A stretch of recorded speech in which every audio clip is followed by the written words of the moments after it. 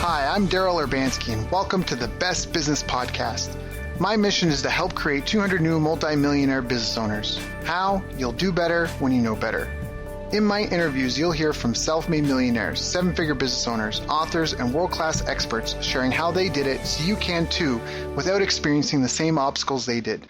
Now, if you like this interview, please share it with a friend you think will benefit. They'll appreciate it, and I will as well.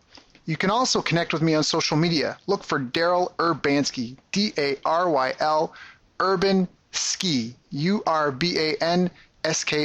and add me so we can be friends. Now sit back, relax, and enjoy what I've prepared for you right here, right now.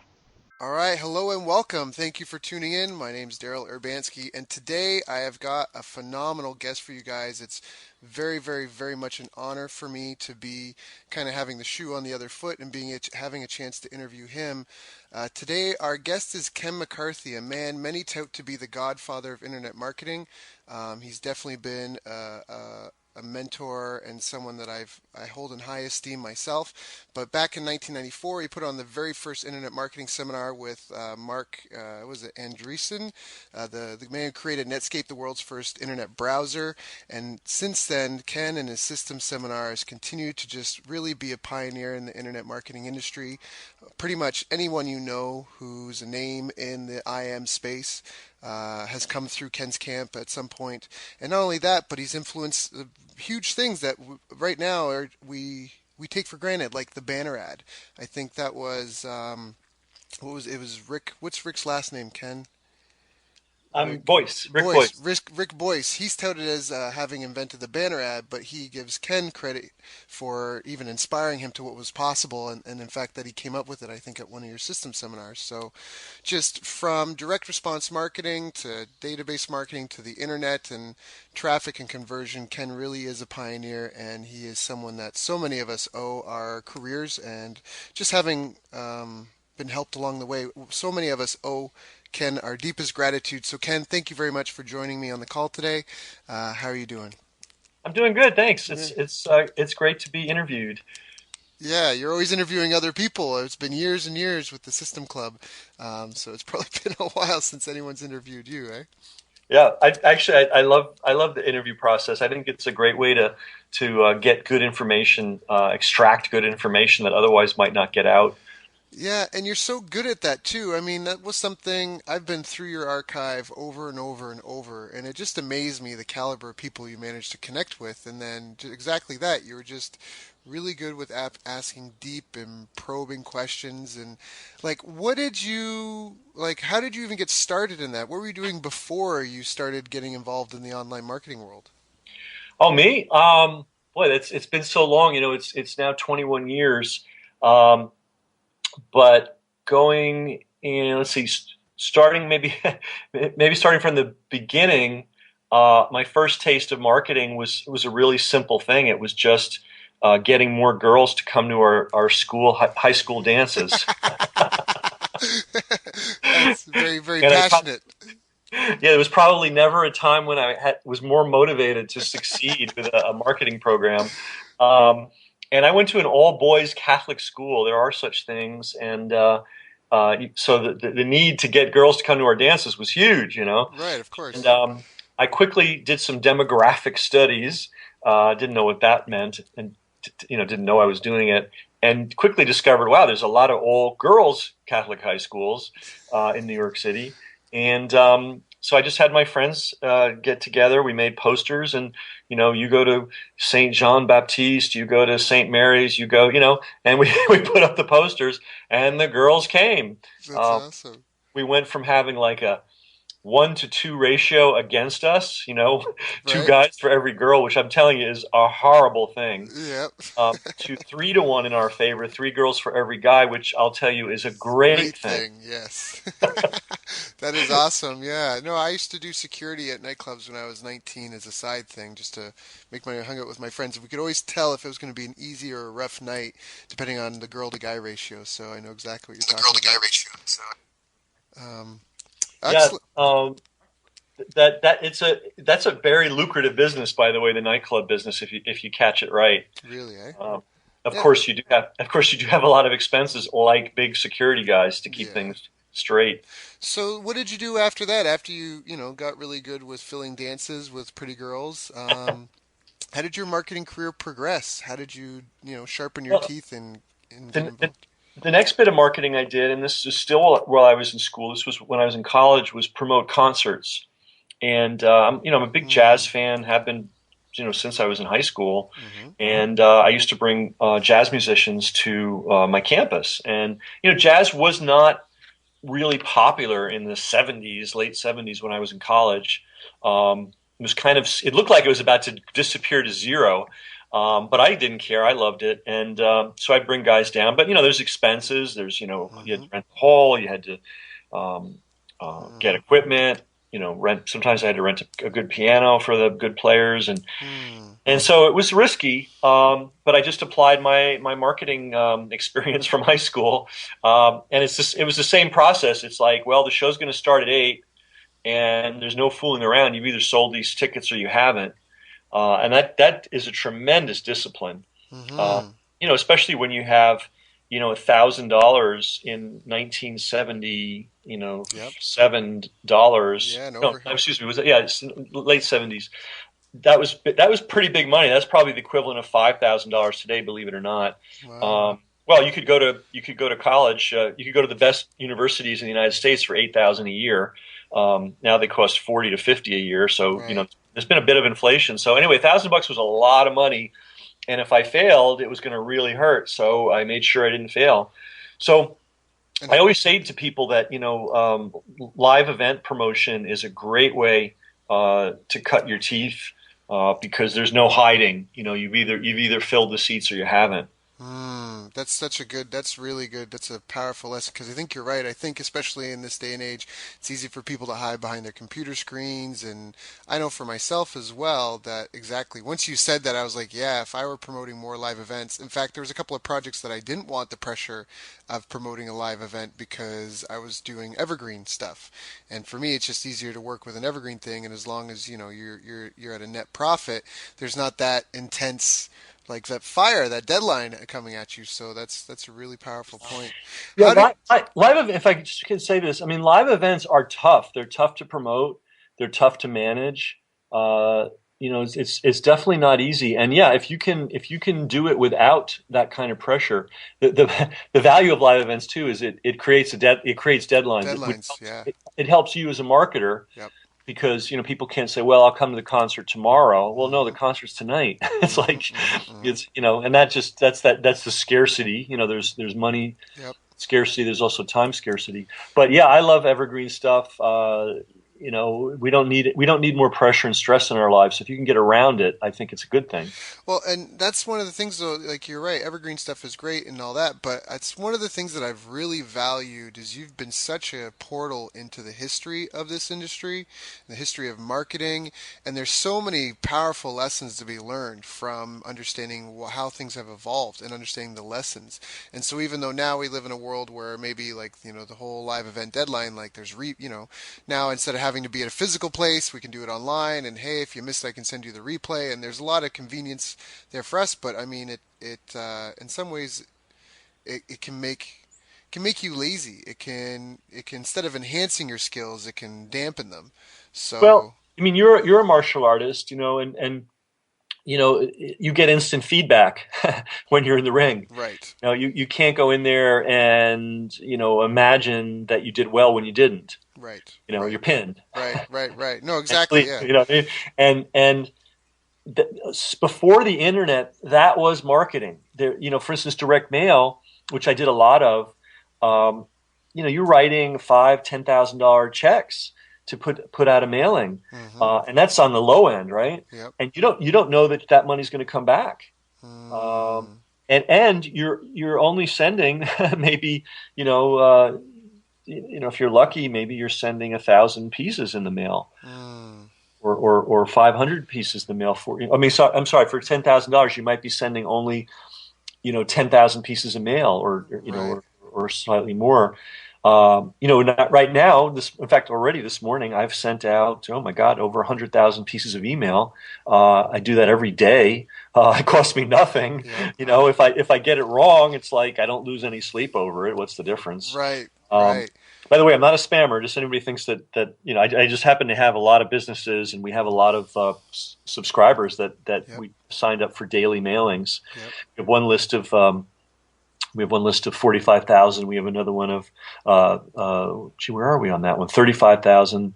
We have another list of 15. And then we have some minor lists. So it adds up to some of these guys get mail twice a day. So it's I'm sending well over 100,000 pieces of mail every day, which in the old physical world would have been like, It would have been a huge operation. oh my God, you'd have to have a cast of thousands just to get the envelope stuffed and Yep. mail delivered to the post office. And any sort of mistake, like now, like a link being broken, like an order form not being included, could have had huge repercussions on your business. Oh, yeah, and all kinds of crazy things happen in the mail. For example, you weigh your mail. The postage is dependent on the weight, and you weigh your mail when it's dry, and then you're transporting it on a sort of a humid day to the post office. The paper absorbs water slightly and it can be just enough to put you over the edge. And you bring 5,000, 10,000, 20,000 if you're a big mailer, or 100,000 pieces of mail, and the postman says, "Oh no, this is not 32 cents. This is 48 cents." Well, you're dead. So it was just a very it was tough, and so it did make you very disciplined. It made you very focused. Now, how does that translate into the online world, that discipline and that focus and the lessons that you've learned and how you've seen them applied? I mean, what has been what do you think are one of the main things that hold people back, or what do you think held you back even in your early days of internet marketing, some of the breakthroughs that you've had and you've coached so many other people through in their careers? So when you talk about the discipline and the focus, how does that translate into marketing online, or even just marketing in this day and age? That's a really good question. Let me tell you, let me start with what I think. And you alluded to this early in the call, which is studying the history of marketing and studying it widely. And I think this is the biggest problem that new or even intermediate internet marketers have. I think most advanced internet marketers get this, but I think beginners definitely don't get this. And there's a lot of people that even are intermediate that don't get it, which is, you cannot get all your marketing knowledge from whoever the current flavor of the day internet marketing guru is. That is a very narrow band, very narrow, limited spectrum of information. For instance, you hear, oh, well, let's do the triple somersault method. Oh my God, it's the best. The guy made $1 million in a day. Oh, this is it, And Right. so everybody's flocking to the triple somersault method, and we're crushing it, and all this stuff. Right. And basically, what you're learning for your $1,000 or your $10,000 or your $25,000 mastermind program is one very narrow little method, and it's kind of like a guy that's never seen a car before. And somebody comes to his village in the jungle and shows him a hubcap. Right. And they're like, "Oh my God, wow, what is this thing? It's silver. It's got, it shines. It rolls. Oh my God, this is amazing." No. You need 4 of them, and you need 4 tires, and you need axles, and you need transmission, and you need a steering wheel, and you need seats, and you need a car body, and you need an engine, and you need a carburetor, and on it goes. Right. It's not that simple. You're right. Yeah, and so I think a lot of people are getting swept up in these promotions for things that they're interesting, they're valuable, they're good to know, but it's only just a narrow slice of the puzzle. And the irony is, all the really good, deep stuff that you need to be a serious marketer is available at pretty low cost. But you've got to do the work. No one's going to entertain you. And I think this is, it's part of the, people are very inclined to want to be entertained, as opposed to, taking out a shovel and doing some of the digging themselves. And they pay a huge price for that, not only in money, but in getting a narrow perspective. I can't tell you the number of people that I met. For instance, you and I were at this amazing conference just a few weeks ago. Yep. With Dan Kennedy, with Jay Abraham, with Greg Renker of the Gunther Renker infomercial powerhouse. Yeah. Just Yeah. top Yeah. gun guys. Yeah. And I ran into so many people that said, "Oh well, I don't want to. Well, I don't know. Maybe I'll just. I'm waiting. I'm waiting to do my launch. I'm gearing up everything for the launch." And it's like, what are you talking about? There's 10,000 things you can do right now to expand your business and to put your business on a firm footing and get more sales and expand your reach and all this kind of stuff. And you're obsessed with this one heavily promoted, interesting, but why are you putting your business on hold while you're waiting to get the latest secrets of the latest doohickey? It's like, dude, you don't need to wait. There's 10,000 things you can do right now today without having to go. I mean, I don't want to discourage anybody from going to a seminar or buying more information. I mean, it's all good, but be selective. Business is buying and selling, right? That's the bottom line. Yep. So as internet marketers, we're buying traffic one way or another, either through our efforts or through literally buying the traffic, and then we're converting that traffic to more valuable customers. Yep. Well, the same thing comes with your information too. You've got to, there's books for $20 that are functionally worth $100,000, and there are programs that are like $25,000 that are probably worth $20. Yep. Yep. No, and it's so true. And sometimes people will pay so much more just to get that same information in a different format. So you said that before, and I believe it so much that buying someone's book is probably one of the best investments you can make, because there's just so much value and content in a book, and people gloss that over. And a lot of people, like you said, they'll want to drop the $25,000 for the direct access to the person that maybe that can be real benefit to you, but for a lot of people, they should have just started with the book. Yeah, you gotta know where you're at, and I started with no money. In fact, I started with less than no money, and so I did, and luckily, there wasn't anything that these big programs weren't around, so it was like you had to do your own research, you had to do your own thinking.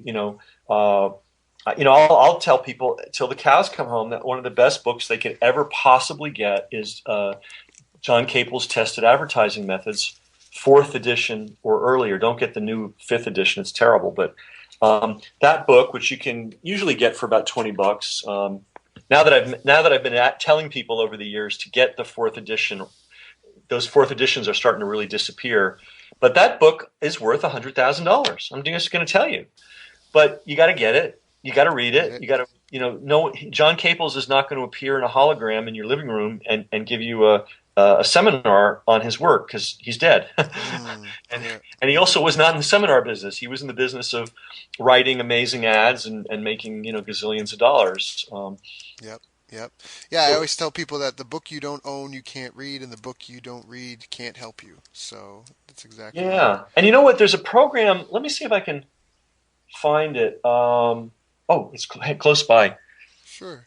Sometimes, reading, I interestingly enough, I had a business that taught speed reading and study skills years ago, and I had a chance to really observe people's reading over many, a lot of people's reading over many years. And you know what? Reading can be tiring. There's a physical component to it, and some people actually have reading problems, which no shame. It's just there's some physical things related to the way the eyes move that some people have trouble with. Believe it or not. Really? That's a whole other hour. But but there's a program that I use. I got on my iPhone called Voice Dream. And if you can somehow get a PDF version of a book, and I think you can get you can convert things to PDF. There's all methods to do that. And then what you do is you download your PDF into this Voice Dream app, and an electronic voice reads the book to you. Really, I like that. Yeah. So sometimes when I'm really tired and I'm not tired enough to go to sleep, but I still want to accomplish something, I'll just turn this thing on and have somebody read a book to me. you don't have to wait around for the audiobook or pay Yeah, pay you just for upload your PDF and away you go. That is yeah. brilliant, and that's called Voice Dream. I like Voice that. Dream. Yeah, That's and awesome. I think it was originally designed to help blind people. Really? Um, and then they discovered it really helps kids who have reading problems, because one of the things it does is it shows the screen, and then a yellow highlighter highlights each word as it's being read. Oh, yeah, I could see that. That'd be very, very handy. So, so now let's apply this in here. So speed reading and now voice dream trying to help you enhance your learning. Like how? So obviously learning is a huge component to being successful in our businesses and online. Is that something that you felt ever held you back? Is that something you feel holds a lot of people back that they don't know the right things to do? Is it a lack of education? Is it a lack of resources? Is it a lack of a support network? Like even for yourself, what was your greatest challenge in your business and how did you overcome it? Okay, good question. Um, Well, there's like two questions in there, three. yeah, yeah. I'll always say this too. No matter what's going on in your life, your biggest challenge is you. you know, Hmm. and I've had legitimate external problems. I had a massive injury to my spine that it's really made life hard for me for about 5 years. I mean that was external, and but you know what? The big problem was me and how I responded to it and dealing with it and getting my psychology adjusted to the situation, and that ultimately was my biggest problem. Not what happened or what my conditions are, but me. And I think that's the Hmm. very first thing everybody should take note of. Yeah, things happen and conditions are rarely optimal. Um, so you just got to deal with it. I heard this great thing too, which is it may not be your fault, but it's your responsibility. Got it. I like It's that. like it's gonna, you may not have had anything to do with the bad situation that you're in, but it's entirely your responsibility to get yourself out of it. And another thing that I would use as a guiding principle is something from Earl Nightingale, which is everybody has problems. Uh, the difference is successful people solve their problems. Hmm. So Yeah. I don't know what problems you're facing, our listeners or you, Daryl, or me, Hmm. I mean, I know what problems I'm facing. Um, but I do know that's the game. The ultimate game here is solving problems. Uh, Right. and that is this core psychology is it. It's very interesting. I was just speaking of Voice Dream. I was listening to the autobiography of Benjamin Franklin last night. Hmm. Um, 90% of which is boring as hell. I got to tell you, he's like talking about stuff I just couldn't care about. But it's what is so amazing is when he was recounting his early life, he talked about specific books he read, the impact they had on his life, and then the other thing he talked about was the people that he met with whom he could have good conversations. And Hmm. it was a feedback loop. All right. The more he read, the more he had to share in conversation, and the higher level of conversation he could have, and the higher level of people he could interact with. You know, Right. if you don't, if you come into the banquet with empty hands, people will feed you. I guess they'll throw you a bone, but there's not much they can do with you. Right. But if you bring stuff to the banquet, that's a big help. So Yeah. reading, yeah, right. Yeah, it's so profound what you just said because when you said it, I went on my own little visual like flashback to my life and my experiences. So I just want to repeat that again. It's just what you're saying about the books that he read and the people that he was able to speak with and converse with and how the knowledge he gained would fuel the circles he would be in and the conversations he would be able to contribute with and just this almost this virtuous cycle of education and surrounding yourself with a particular type of person, which fuels your education, which fuels why you're around those people, and of course it's all kind of centered around, I guess, your day-to-day life, your business, your how you're providing value to the world. Um, that's really profound. I mean, that's encapsulating kind of a few different things. I mean, when we were at, I think Gary Bencivenga, when we were at that conference, said Was it him? I don't know who it was, but just said that no, it wasn't. It was someone. I think Brian told me this quote Dick Benson had said that it's like the man with the most knowledge. What was it? The man with the most knowledge who puts in the most hours wins every time. It was something like that. That was It's like, Marty. I think that was Marty. Marty. was that Marty? It might have been Yeah. Marty. And Marty, let's look at Marty. What did he do? He started a business on his kitchen table, I think with $10,000. I can't remember exactly, but it wasn't a lot of money. And that business, cranks out over $100 million a year every year, like Hmm. clockwork. Yep. And here's the issue. How did he get there? He did two things. Besides the fact he worked hard, he read everything he could, and he reached out and met and interacted with and networked with the smartest people he can find. In fact, he had a really great saying, which is, if you're the smartest person in the room, you're in the wrong room. Right. Right. Right. But we have to be careful, and I'm kind of going to go off on this theme here. We have to be careful. There's, on the one hand, there's educators, and on the other hand, there's, I don't know what to call them, let's just call them promoters. And of course, educators have to promote too. I'm not saying that it's bad to promote education. That's not what I'm saying.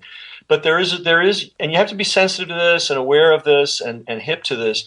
There's a lot of people teaching internet marketing who don't really care whether you get smarter or not. They do care that you buy their super expensive package, whatever that package might be. And what you need to suss out who are the real educators. And here's the sign. The real educators acknowledge other real educators. In other words, they're Mm. not caught in this little tight circle. Hmm. For instance, we have no problem talking about Gary Bencivenga and John Caples and Marty Edelston and great internet marketers that we know. Like, if somebody's good, we'll talk about them.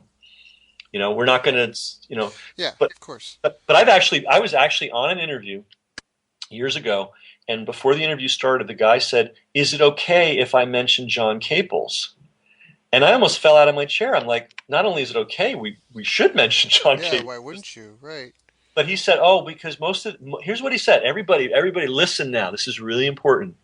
He says, "Because most of the internet gurus I interview don't want me to talk about anybody other than them and their circle of friends." Mm. Okay? So if you're trying to figure out who's for real and who's not for real, Yep. who's talking about John Caples? Who's talking about Claude Hopkins? Who's talking about a wide spectrum of internet marketers? Um, that's on the one side. Those are the educators. And then the other side, there's the guys that only talk about themselves and their tight little 3 or 4 person clique. Right. Right. And Right. Right. when you see that, your alarm bells should be going off. Yep. That's my opinion. And this is, I tell you, the big hazard for beginners is, you're in a dark woods and there's all kinds of paths to take, and you don't know which path to take, and your choice as to what kind of person to follow is going to make a huge difference in your outcome. And I don't know, this is sort of becoming the theme of this call, but I think, if you really want to know where people get tripped up, I'd say they get involved in, idol worship, and they get linked into certain personalities, and they think, oh, I'm it, I'm cool because I'm with these guys. And you know what? None of us are cool. Yeah. We're either educated or we're not educated. If we're educated broadly and widely, we have a good chance of making good decisions. If we're caught in a little circle, no good, no good. So the way out is, we've already talked about it, reading as widely as you can about marketing in general. Mhm. And I put up a post on my blog about a guy that wrote a cookbook and now has a bunch of restaurants in Chicago. And it's like, what does that have to do with internet marketing? And I'm like, study what he did. It Mhm. applies to everything. If you're an info marketer, you should know this guy's story, because there's inspiration in it, but Right. there's also principles in it that you can draw from. So read widely, and then don't just sit in your room reading. Once you feel you have something to contribute, reach out, to other marketers, and build your own network of marketers. I guess the thing is, don't be a passive audience member. I guess that's what I'm. Now, obviously, when I go to a conference, I sit in the audience and I listen. I don't run around and Right. try to be. But in general, don't be a passive guy that just pays the money and sits in the audience and Well, praises the guru. Um, be your own guy and learn your own, read your own books, yep. And and build apply your it. yeah. Apply it, because that's mentioning martial arts. That's exactly what I feel like. I used to have a lot of people that would want to come when I had my martial arts school. They'd want to come and participate in the class. They'd want to learn the lesson, but then they would like, oh, well, I had something to do. I just want to come, and I didn't want to. They didn't want to miss the lesson, but they would skip the drilling. Like they would like leave class early. Essentially, they'd show up, see what I was going to teach, and then leave. And I'm like, what? But what are you doing? Like that's the most valuable part, Or even when I'd show somebody something and it was like a three-step move, often people would be like, "Is this it?" And I'm like, "How many times have you done it?" They're like, "Twice." I'm like, do it 10 more times, then ask me if you're doing it right, because I can sit here and explain to you all day, every day, but it's only 3 steps. Do you know what I mean? And you know the 3 steps, so just go through it 10 times, 12, 15 times, then call me over, and then I'll help you. So I think that's really valid. I think there's a lot of people that get caught up in just consuming, consuming, consuming, and never producing anything with what they've learned. That's a really, really good point. And if we were to break this down, it's like a stool. You want to sit down on something that doesn't collapse. A one-legged stool, not good. Two-legged stool, not good. You need at least 3 legs, and those legs are learning, doing your own studying, networking, Hmm. talking with other practitioners, which is really an important thing. And then 3, doing, obviously, Hmm. you know. Yeah. And you can diagnose anybody's condition really quickly by looking at those 3 legs. Mm. Some guy may be doing all this stuff, but he's not doing any research. So he's wasting time, he's wasting energy, he's wasting money that he could have easily conserved by just having a little learning under his belt. Then you might have somebody else that has every book and every tape set in the world, but he hasn't applied anything. And then you also have guys that maybe, they're knowledgeable and they're doing a lot of stuff, but they're not taking advantage of networking. By networking, I just mean meeting people and talking with people and making alliances. Not everybody's going to be responsive, not everybody's going to be receptive, but you should always be looking to build your circle of marketing friends, basically. Hmm. Yeah, people that are doing what you're trying to do. That's such a powerful component. Jim Rohn has that quote, "You're the average of the 5 people you spend the most time with." And for me, it's been critical. I mean, sure, I've done a lot of the reading and the education, but just again being introduced to you, who I was introduced to by Lloyd, and just like you say, just surrounding myself, getting involved, hopping on the calls, um, volunteering, trying to help people where I can. But I want to come back and talk about some more of like your experience and kind of how you've seen things evolve, where you think things are going in the future as far as the industry goes, and then talk a little bit about what you're doing now as well. Okay. Uh, Before that, you said something that's really important, volunteering. When you're a beginner and you don't know anything, or you don't have any experience, there's absolutely nothing wrong with helping people for free. Yeah. And I actually still do that.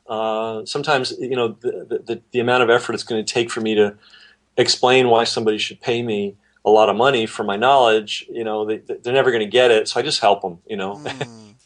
But anyway, if you're a beginner, yeah. And here's the other thing too, and I don't feel that you're going to monetize 100% of your effort, like that every breath you take is going to be monetized. That's a really backward, and I know people teach that, and I think it's a really backwards view of things. What really happens is you do a ton of stuff, you create a ton of value in the world, and you monetize a part of it. Mm. That's what really happens. So I think I want to stick to these basic things for a second, then I'll be happy to tell things about my story. Yeah. But I think this is really important for beginners, intermediate, advanced, everybody, because we all forget this lesson. You don't get one-to-one. I give, I get, I give, I get, I give, I get. Um, Brian talked about that actually at the Yep. Titans conference. I think it was really profound. You just give, give, give, give, give. Sometimes it's going to go into a black hole and you're never going to see it again. Sometimes you're going to get maybe a very minimal return. Hmm. Sometimes you'll get an equivalent return. Sometimes you'll get a triple grand slam, return that so huge you can't even imagine.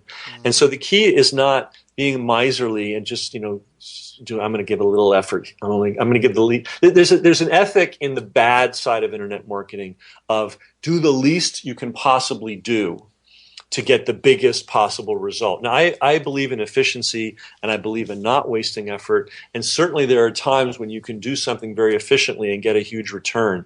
But psychologically and energetically and the way you look at the world, you really got to think about being a producer and creating and making and trying and reaching out like with high energy, as high energy as you can manage. Right. And if you're sitting there waiting for the return on every single bit of exertion you put out, you will never get anywhere. I'm going to tell you that right now.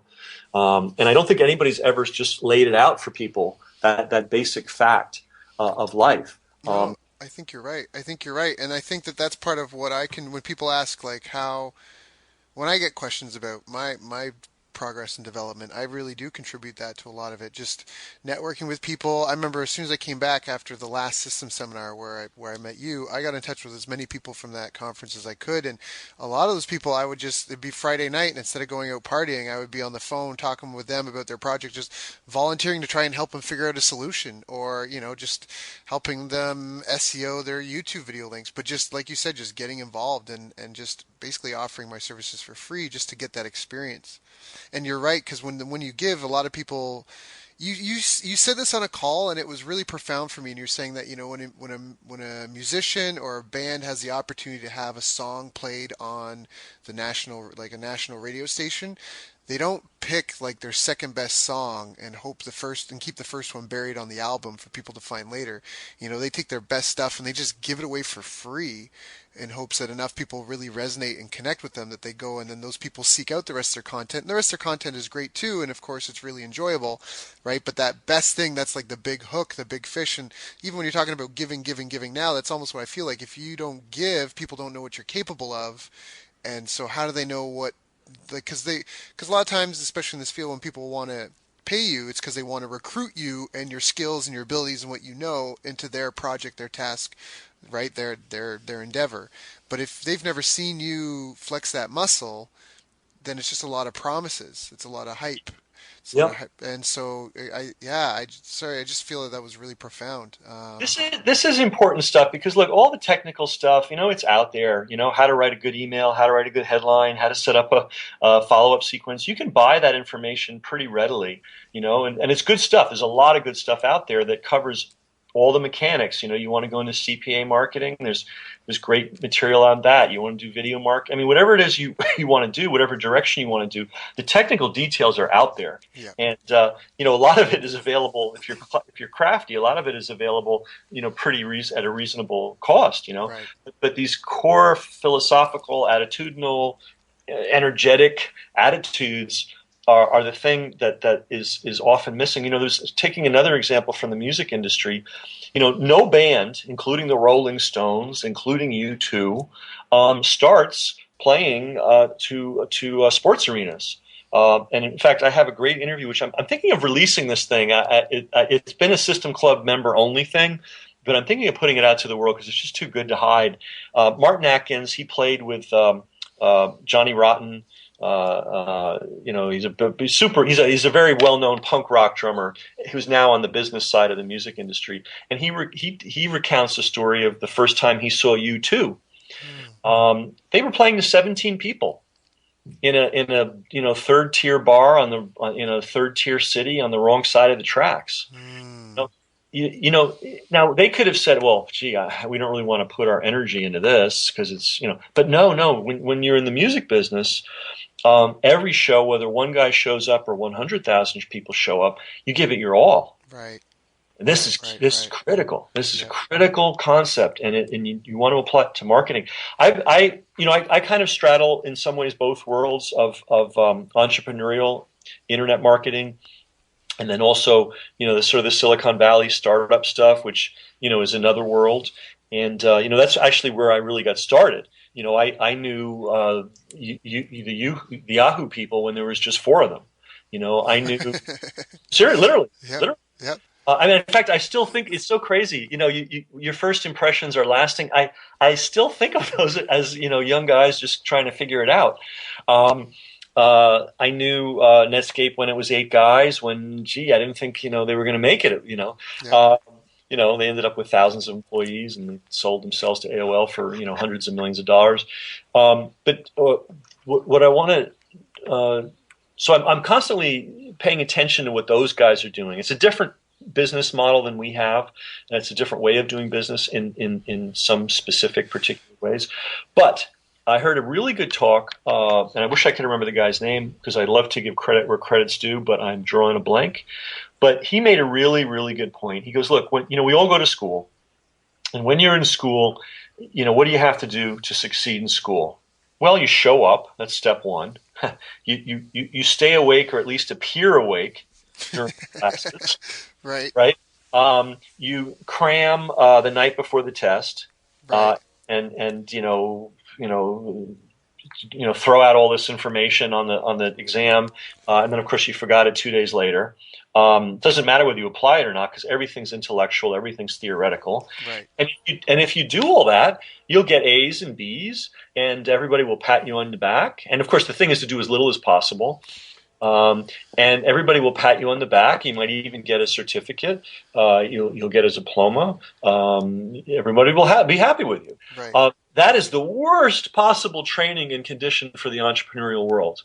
The entrepreneurial world is combat. I mean, and that's why I love, when Lloyd Irvin showed up at one of my classes way back in 2004, I was thrilled. I guess everybody knows who Lloyd is. If not, twice world champion Brazilian Jiu-Jitsu, U.S. champion judo, U.S. champion Russian. Sambo, yeah, he's such a scary dude. He's I know, right?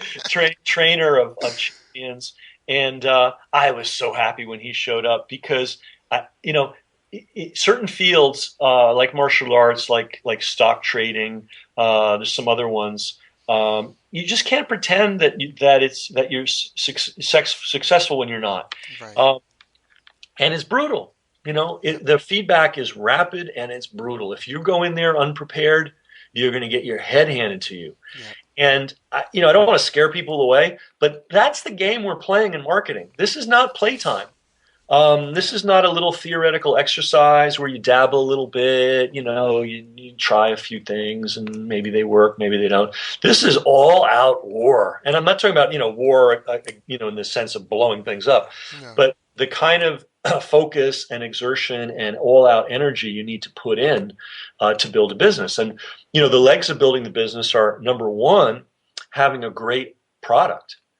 This is not mentioned enough in our internet marketing world. In fact, there are certain gurus that flat out explicitly tell their students, don't worry about your product. Yeah. And I'm telling you, that is the worst possible advice you could ever give anybody. And, it's very popular advice. It sounds great. It's like, I don't have to worry. I can just throw up any old crap and it'll be great. Really, really bad advice. Product quality. And now we'll get into some of the lessons I learned that may be unique to me. Product quality is a marketing amplifier. All right. What do I mean by that? Well, you put out a certain amount of energy to market a product. If your product is crap, you're going to get a lot of returns. And complaints, Which means you've lost money, but you've also burned potential customers. Right. Those that don't return your product. Now hold on, Ken. I want to expand on that. So you said right. So if the product's not good, you'll get a bunch of returns, and you'll also have burned potential customers. I just want to highlight that just because they bought your product doesn't mean that it's over. What you're killing is all the future sales you could be making off all the other products and services you develop. Right, and this is what you just said is absolutely critical. Marketing is not about selling; it's about continuing after the first sale. Right. Okay. Right. And that's the game. And that's why even if you don't have an ethical bone in your body, it makes sense that you would want to have good quality products. Because that's what's going to lead people to buying more of your stuff, and all the money is in the back end. So, sorry, I just wanted to interject there because we glazed over that. But for some of the people listening that are new, they may not understand that deep, profound importance to that. What you're really trying to do, and this comes from the old mail order people and the old direct response advertising people, but it absolutely applies to the internet too, is what you're really doing is you're acquiring customers. think of a customer, if as a money making machine, right? It's a little machine that makes money, right? If you could acquire a money making machine, the more money making machines you could acquire, the better, right? And the longer those machines run without breaking down or totally going out of commission, the better. Right. So I mean, if you want to, yeah, right. If you want to take all the ethics out of it and just be cold blooded, the rational thing to do is to have a good product so that people will be encouraged to, first of all, to keep the product. Second of all, to buy your next product and your next product and your next product. There's also another element to this, and this is something that I talked about in my article on the cookbook author that became the restaurant owner. If you do really, really, really, really well on your product, you're going to get a lot of free advertising. Well, number one, people are going to tell their friends. Then you go, wow, I just got this book. It was amazing. Or I just went to this teleseminar. It was awesome. People love to brag about good stuff that they've acquired. They're not going to brag about, I bought this thing and it's crap. So you lose, you get returns. And there are people that just think, oh, who cares? They have, there's a terrible phrase in certain elements of business called churn 'em and burn 'em. And the philosophy there is, oh, well, there's so many people out there, it doesn't really matter. Just keep churning them. Such a bad perspective, yeah. And you've got to be careful, and then we've talked about this already on this call. But there are different cultures in marketing.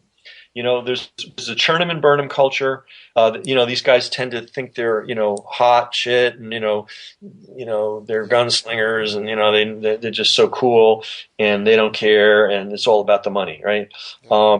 And then but the other side of marketing is, no, marketing is a part of business, and business is bringing value to people at a profit. So if you have a good product, not only will people tell other people, but important people in that niche will support you spontaneously. And since I've referenced this article a couple of times, let me go into the details. So this is a really important lesson. Everybody wants to be an infomarketer, and there's a lot of good reasons to be an infomarketer. I'm an infomarketer. It's a great business. But people misunderstand it. They think it's about cutting and pasting some ebook together and buying some ads, and it's not about that. It's about having really good information and then packaging it well. And here's how far it can take you if you do it right. There's a guy named Rick Boyce, and he did something very unlikely to succeed in the 80s. He went down to Mexico with his wife, spent 6 years learning all about Mexican cuisine. Now, there was nothing less likely to produce financial success than that adventure that they took. I mean, especially in those days. Now, people are more hip to good food, and there are more foodies around, and there's a whole food culture. But I'm telling you, in the 80s, it was all Chinese food. Nobody cared. There wasn't any of this Thai and this, Thai food, and right. This didn't exist. People, hamburgers, hot dogs, maybe some Mexican spaghetti. That's it. That's about as sophisticated as Americans were as far as food was in the 80s. And then, of course, Mexico, very wrongly, doesn't have a very high reputation in the United States. So to go to Mexico and learn the cuisine of Mexico in the 1980s and spend 6 years doing that, insane. Just the dumbest thing. Right. Yeah. Right. So what they did was they wrote an amazing book, and it was so amazing that the top food critic of the New York Times said, "This is a great book. Everybody, stop what you're doing. Go out and buy it." And here's the key: that never would have happened if they'd done a cut and paste crap ebook. Right. Now, I'm not saying go to Mexico and spend 6 years studying an esoteric thing that nobody is interested in today. But what I am saying is, if you want a tall building, you need a deep foundation. If you want to make a lot of money, you're going to have to dig a deep foundation. Don't think you can cut and paste crap and do some little scammy things, and the money's going to come in and it's going to be great money. You'll get a trickle, yep. And it will trickle out and it will go to nowhere. Dry up. You're so much better off doing something of quality. So that's one. I really feel that 90% of what I talk about is when people get taken up by cults, yep. And they get and the families hire a cult deprogrammer. Yep. Yep. Yeah. No, I totally agree. It's funny because I've been trying to think of his name because I just when I was at a different event well last week, and one of the guys there, he said it so well. We were having dinner at the sushi place, and he said he attributes all of his success to his skill set, his mindset, and his environment. And he said those are the three things. And so just exactly, you're right. The mindset is so important. You know, these people, a lot of these people are selling like you can buy a box of tricks and the tactics, and that's something I picked up from Dan Kennedy. You know, he said the principles never change, the strategies sometimes change, and the tactics frequently change. And I really kind of keep that to heart, and I made sure I stayed at the strategic and the principle-based level, and I hire help for a lot of the tactical stuff that changes. And even if you try to stay, like yesterday, I have an assistant that I used to work with when I was marketing director at a different company. He messaged me because he was asking for help because the Facebook pay-per-click ad interface changed again over the weekend. And that's like at the tactical level, his day is really spent trying to get caught up with the new tactics of it. But for me, where I'm doing now, I'm like, oh, really? Like I'm already working with an agency, but that's their concern, not my concern, because I'm operating with them at the strategic level and the principle-based level. But if I didn't have the right mindset, if I didn't have just the stuff we're talking about, if I had this overnight success ideal, if I just didn't have a good solid foundation, it'd just be so easy to get swept away when something small changes. I really like what you said. Could you repeat the thing that Dan said? Because that is gold. Oh, what Dan said, the principles never change, the strategies sometimes change, and the tactics frequently change. Wow. And that's where we're at now, where a lot of these people they put out these $1,000 courses, and it used to work, but it doesn't work anymore, right? Yeah. Um, and that's because the tactics have changed. And then I really liked his name was Christopher. I wish I knew his last name, but he was saying skill set, mindset, and environment. And I just think that those I'm like, yeah. Even this call we're talking about, it's education to develop your skill set.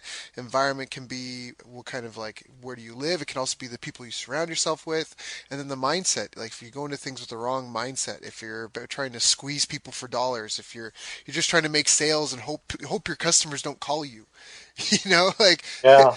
like that sort of thing. It's Yeah, just let's talk about that because here's something unique. I think everything I've said, I know it's sound. People may say, I know this, I've heard this before. All right, let's talk about some things you haven't heard about before. I'm sure everybody's heard of Pinterest, right, right? right, That right. Some people use it for marketing. I think in certain niches, it's a good marketing channel. right. Um, and it's a big business. Those guys are making money and they're getting millions of dollars in investors, and it's they're going to have a big payday someday when they have their IPO. Do you know how they got started? No, how do they get started? Okay, and this by the way, this is state of the art Silicon Valley high end startup wisdom. They did not buy ads to get people to come to look at Pinterest. They went to cafes and chatted people up one on one, showed them their interface, and asked their opinion. Let them play with it and ask their opinion. That is That, awesome. that's how they built their customer base.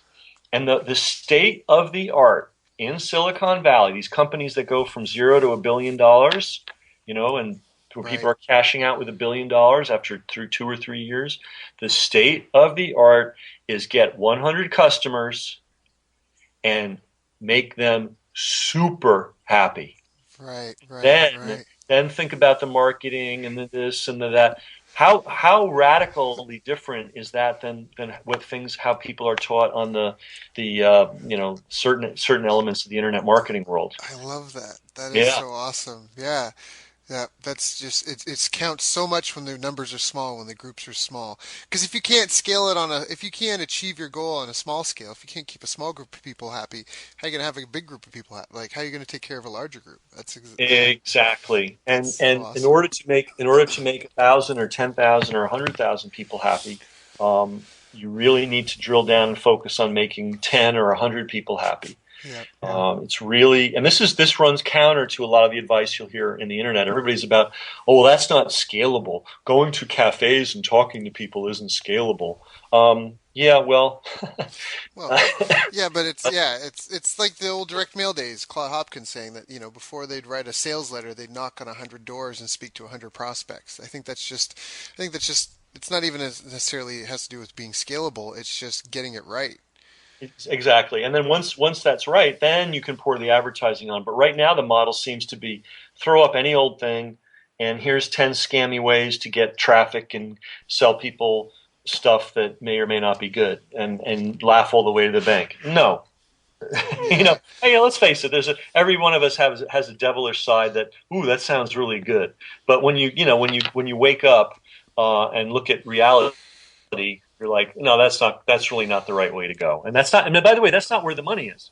Who's making more money than Pinterest? Who's making more money than Facebook? Facebook is now a giant and it's like, we think of it as this sort of monolithic thing. Facebook was a couple of dudes trying to create an online system for their college. Yep. I don't know how many people know the Facebook story. Maybe you've seen the movie, but this is a really important thing to focus on and think about every day. Yep. One of the biggest forces in the internet world today, the owner I think is worth $23 billion. I mean, it's just insane what the guy did. All he wanted to do was get it right for his, a couple of thousand people at his university. That was his Yep. sole goal, Yep. and he rolled it out very, very unambitiously. His worked for his college. Then he said, well, there's other colleges in the area. Why don't I add them? Mm-hmm. That worked. And then he scaled it up to 100 colleges. Then he did nationwide. And as late as 2005, which was only 9 years ago, his position was it was going to be a college only thing. He wasn't going to expand it. So this idea of sitting in your market, getting deep into, and this, by the way, this was the big theme at, if you did, anybody listening to this that wasn't able to go to the Titans of Direct Response, I assume Daryl is giving you a report on it. If not, Daryl, I hope you do. I hope you. Yeah, I'm definitely going to. Yeah, spend an hour or two or three or 10 or a month just talking about the things that went down at that event. Yeah. And, just I'll give a really quick thumbnail. We had the absolute best copywriter of the last 50 years. We had clearly one of the very top radio advertisers who's ever lived. Mm-hmm. Clearly the top TV advertiser who's ever lived.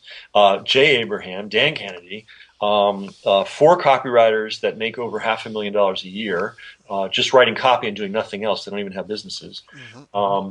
Et cetera, et cetera, et cetera. And I probably, Joe Sugarman, who, the Blue Blocker genius, who also had one of the best direct mail catalogs ever. Yep. So we had all those guys, and every one of them, without exception, said the same thing. It's all about knowing your market intimately. Mm-hmm. And the only way you can know your market intimately is to engage with them. You can't do it any other way. That's why people say go into a business that don't someone says, oh, there's a lot of money in mortgage applications. Well, all right, yeah, maybe there is, but what do you know? Do you know anything about that industry at all? Yeah, maybe you can mechanically crank out money generating mortgage applications, but how far is that going to take you if your depth of knowledge is thin?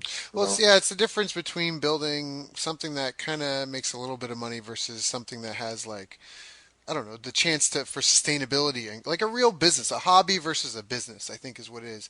That's something Lloyd used to always say. If you treat your business like a hobby, it'll pay you like a hobby. But if you treat your business like a business, it will pay you like a business. And so I think that's really the difference. If you're just looking to set up some sort of quick little make money fast, I'm just going to drive traffic, get applications filled out and sell the applications, all right, and you can make a couple of bucks on that. But is that really something you can stand on? Is that like a Tesla Motors? Is that like an Apple? It doesn't even have to be these giant conglomerates, but is that just like, even the family diner that's been in your neighborhood for 50 years? I mean, is that going to have that sort of sustainability, that sort of breadth to it?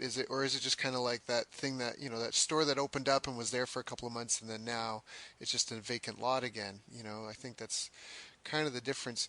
Ken, something that came up that I wanted to ask you about when you were talking is I've heard different people say different things. Some people say you want to create the product first, and you want to have like we mentioned here, you want to have 5 people in it that are they're so happy, so like they're just overjoyed with your product. And I've heard from other people that you should get your sales process up first because until you have sales, there's no point in the product, and that you really want to have that sales process down and be refining that. And you can just shut the traffic off, then make sure your people are happy, and then go back to turning that on. I mean, this is kind of a chicken or the egg question. Which comes first, the chicken or the egg? Which comes first, the sales and marketing, or the product? And Great. This is a really good question. If you look at, and people are maybe going to go, oh no, I really don't want to hear this. But if you look at the people that have been really successful, let's take even the narrow internet marketing world, without even going to beyond, invariably, without exception, it started not with the product or not with the marketing. It started with an in-depth study and understanding of the market that they were going to go into. See, this is what's missing. You asked me what's missing, what people are tripping over, and we alluded to it just a minute ago. The more you know about the marketplace you're in, the customers, their needs, their desires, their fears, their worries, that's where you've got to start. Knowing that. Let me give you an example. I won't name any names, but there was a guy who he's huge in the dating, how to date or how to pick up chicks or whatever it is, marketplace, and huge guy. Everybody would recognize his name instantly. He spent years as a kind of twerpy lurker. I mean, and you know what? I only say that not to put him down, but maybe to encourage everybody. It's like he did not start as some super slick, sophisticated guy. right. And I got the tapes to prove it. He was kind of a twerp.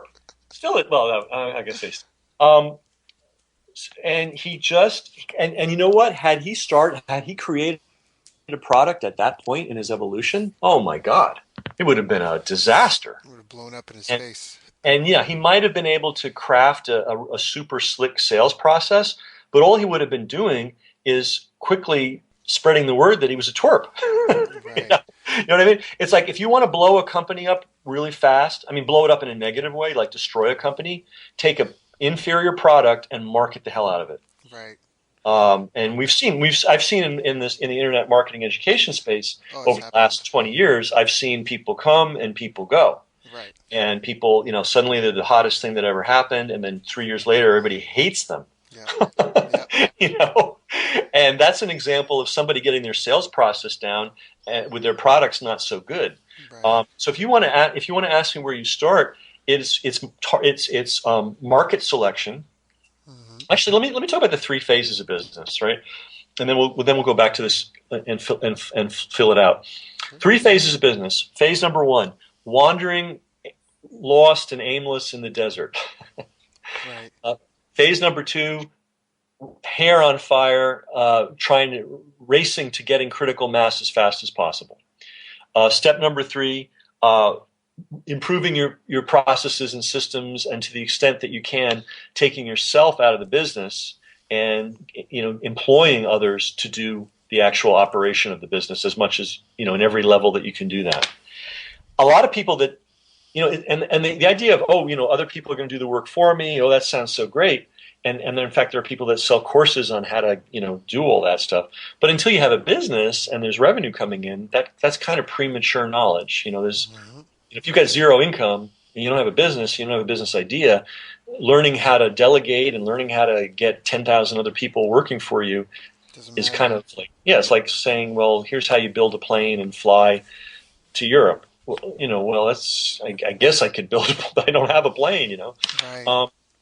Now, other people, so what's missing is the reality that there is for everybody, for the founders of Facebook, for the founders of Google, for the founders of Apple, for Ken McCarthy, for for Daryl, for whoever draws a breath on this planet, there is going to be a period of time that you have to go through where you're wandering, lost in the desert, trying to figure it out.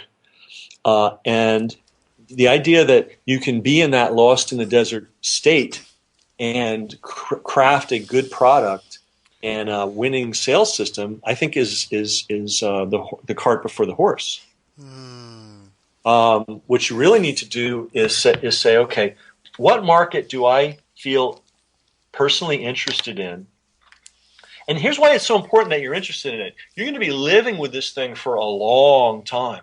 I mean, the idea that you're going to learn a few things and make enough money to not have to work anymore for the rest of your life in a year, good luck with that.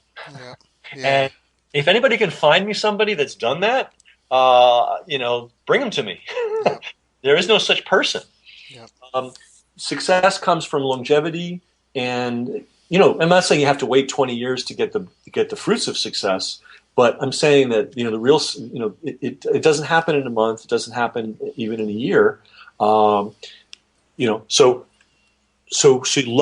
find a niche, an area that you love, right? Then run it through a filter. Be practical. I always say if you want to sell a product to left-handed lesbians from Lithuania, that's probably too narrow a marketplace. Right? So be practical. There probably are a few of them. But, are you going to be able to find them economically? And then once you find them, there aren't that many, and you're going to – maybe there's a lot of them. I don't know. But, I mean, I'm just saying you just have to be practical, right. So, so, for example, let's use the Facebook example. And by the way, that happened in 2005. Yeah, there's a whole lot of hotshot internet gurus that were around in 2005 who could have put together a Facebook-like platform, but they didn't. Only one guy did it. And why did he do it? Because he was into it. Yeah. He was into it. Why is Lloyd so unbelievably successful in training martial artists? Because he's so into it. He's so passionate. Oh my God, and passionate. I know he's got a lot of other niches, the sort of mechanical things where he'll hire someone to create content and they'll buy traffic and they make money. But believe me, the lion's share, I think he'd let all those things go tomorrow if he had to choose between all his peripheral activities and his core.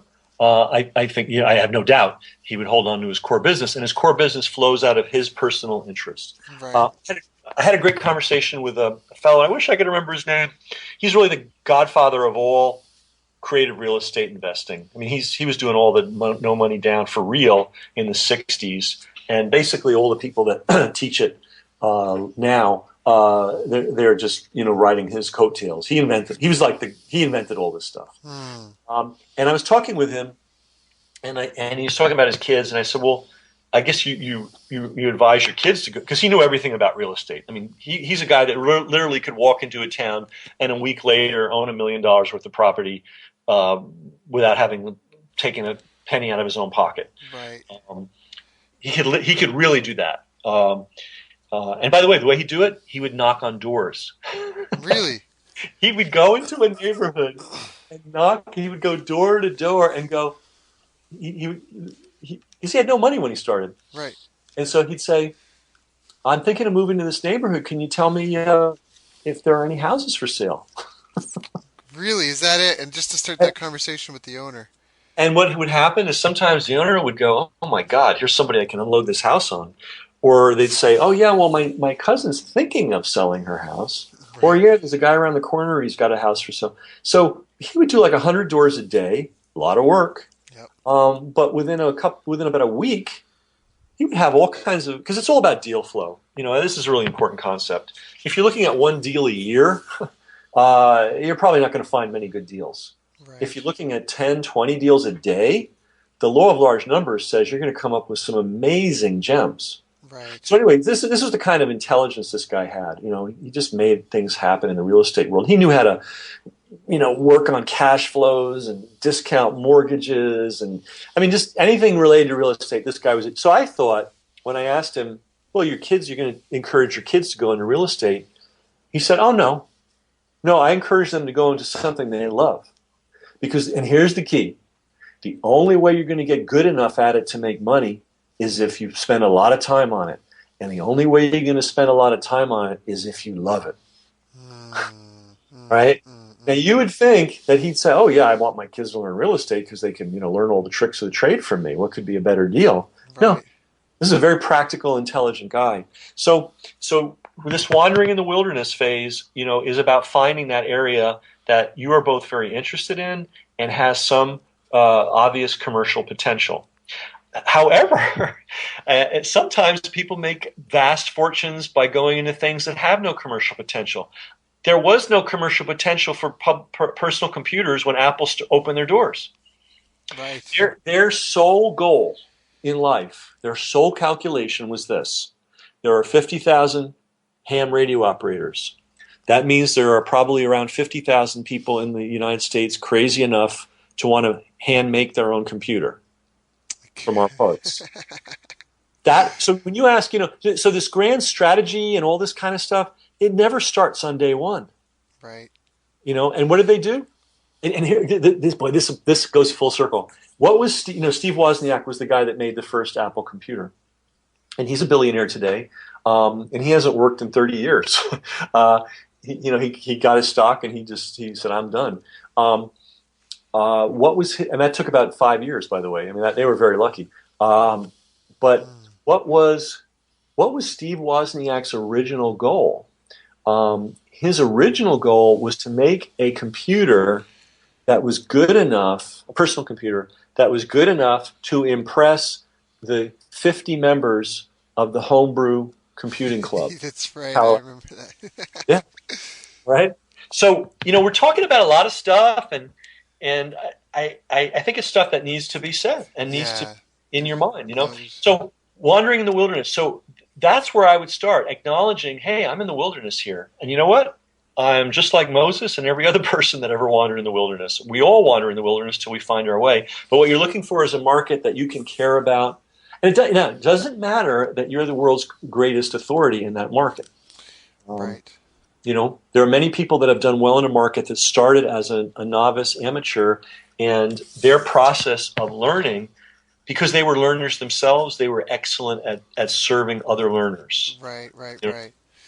So going back, I'm sorry, I keep going on and on, but this is really important. So going back to the how to pick up girls deal. So this guy was sort of a dweeb for years, but he listened to all the conferences and he read all the discussion boards and he absorbed all the information and he studied and he reached out and he chatted with some of the experts, and bit by bit he got more and more knowledgeable. And then finally, after all this period of wandering in the wilderness, he developed his own useful and powerful perspective. He had that, and he wrote an ebook. Short, it wasn't a big deal. Mm-hmm. Actually, you know what? It wasn't even an ebook. It was a discussion board post. Now, I'm talking about a guy that says, I don't know what he really makes, but he says he does $10 million a year now. So we're not talking about some modest success story. We're talking about a grand slam success story. His business started in the following way. He hung out on the discussion boards. He tried his best to figure everything out, starting from sub-zero knowledge. Bit by bit, he learned. After wandering around the wilderness for a while, he got his own uniquely powerful and useful perspective. And one day he posted his own manifesto on a heavily used discussion board. And because he was coming from depth, it wasn't a cut and paste bogus ebook, because he was coming from depth and he was saying something new and he was saying something real and he was saying something that resonated with the audience because he knew the audience, because he dwelt with the audience for months and years, that post caught fire in that marketplace. It went wild. He took that post, tidied it up, turned it into an ebook, and that is the basis of a business that I don't know what it really does, but definitely does seven figures a year every year like clockwork and has done so for years and years and years. So that's my answer to your question of, do you get the product right or do you get the sales process right first?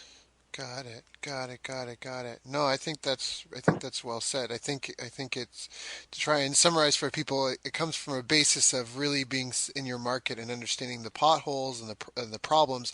That's the analogy you always use, Ken, about walking in your market, walking through it, and really sitting in it so you can see where the gaps are, where's the potholes, where's the uneven road, and then really identifying that. And it sounds like here, just almost doing like a test of some well thought out deep content that maybe isn't the whole enchilada, but it's still right, it's still a great contribution on the level of knowledge there, and then just really just following people's response and tailoring it to better suit the need that you're trying to solve. And then obviously you can't scale if you don't have a marketing and sales process, so that has to come into it as well. So it sounds like they're kind of both happen at the same time, but it's really has to be deep rooted in the basis of understanding your market, of understanding the problems, understanding the solutions that have been there before you, and you just not trying to think you can step in and create something and make a couple $1 million and go kick it on a beach,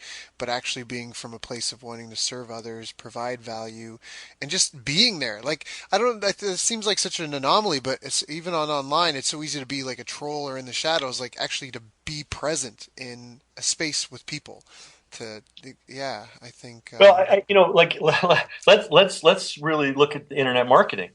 One of the big names, and I won't mention his name, but one of the big names of internet marketing, his marketing method, and he had a lot of money from some other source, was to over a period of 2 to 3 years, before he ever opened his mouth publicly, he attended like 50 to 70 internet marketing seminars. right. He went to every single seminar, networked like crazy, which not made him personal contacts, but it also gave him a feel for the marketplace. And he very over time he saw how he saw the holes in the road, he saw the bumps in the road, and he saw what he could bring to the market that would be a solution for that market, so that when he came out with his product, it was a fit. It wasn't a guess. It was a well crafted fit.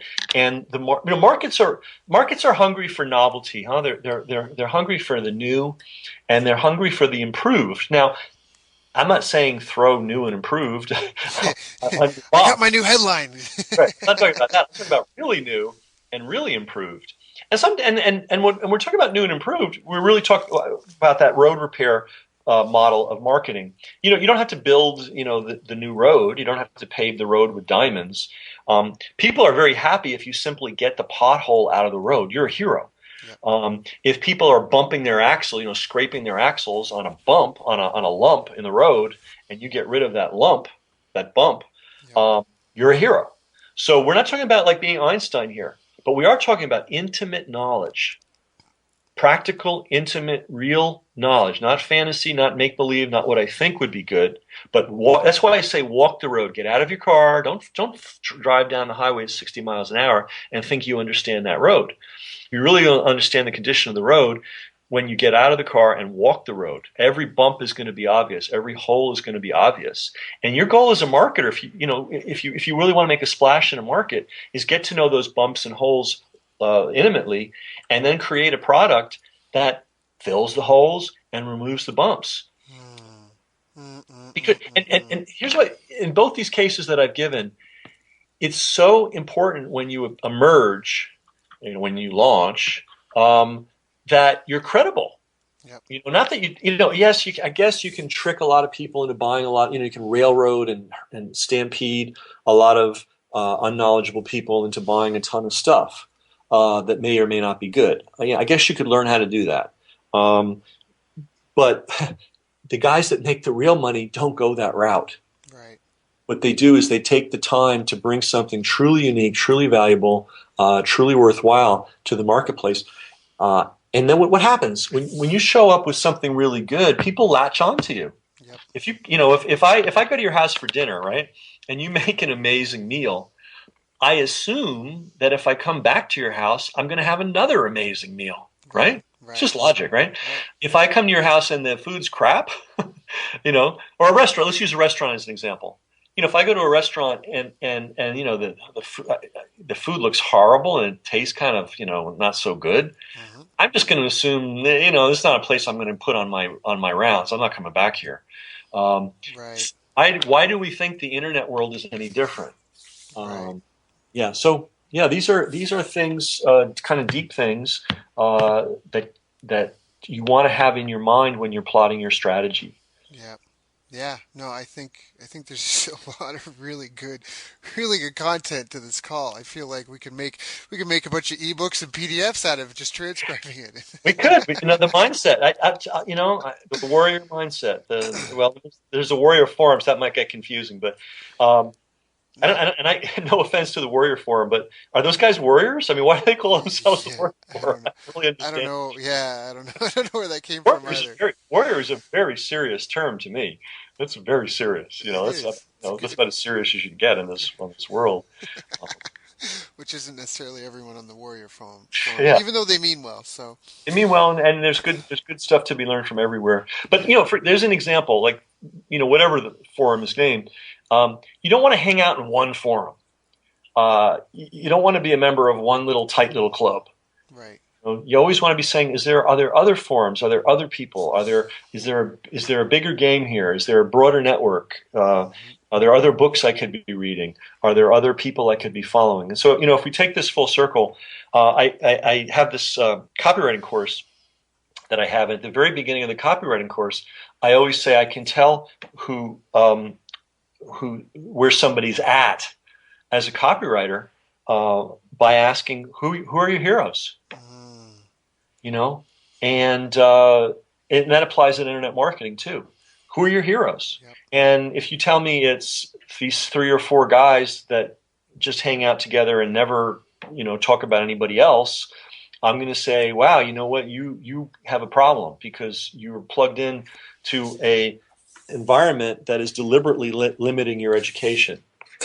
Right. Yeah. Exactly. It's almost to bring it back to the music analogy. But if you said you were interested in a certain genre of music, and I was like, oh yeah, who are your favorite artists? And the only people you recited are the people that are being played on the radio right now, then I know that obviously your knowledge is very, very shallow. Versus if you were really a fan of that, you would know the people who come before it and all the big names and what they were famous for and why and how it's helped the evolution and how well, you would even see parts of the old school in the new people that have come forward because all we are is just history repeating just like every day where I'm just a recycle of my habits from yesterday.